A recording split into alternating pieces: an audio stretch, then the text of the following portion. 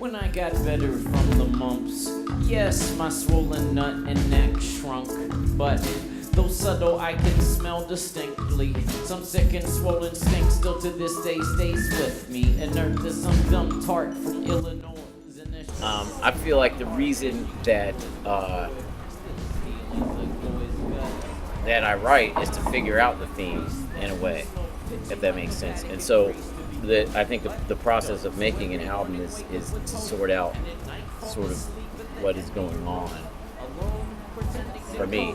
As ill as I am, but with all that's well I owe you. Good God, what the hell, what the fuck? A white dove on the hood of a 2-ton truck. Took me 30 years to learn my patterns, just for shit to turn weird in my return. But it just seems like that doesn't quite work there, you know. Sometimes it has to do with key changes, or sometimes it has to do with tempos, but most of the time I would say it's just kind of like can't put your finger on it kind of thing. But yeah, mood. It's more like you start to see like what Doug said, you start to see what emerges, and then you kind of put it together as it feels right, and then later you can go through and say, you know, like before I'll write an album title, before I write do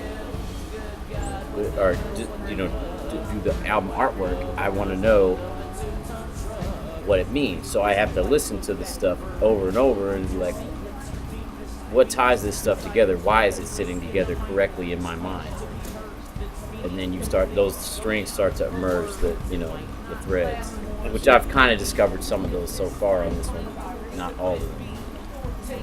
Quick, let me see ye, and please heed the needs of my fam. As ill as I am, but with all that's well I owe you. Good God, what the hell, what the fuck? A white dove on the hood of a 2-ton truck.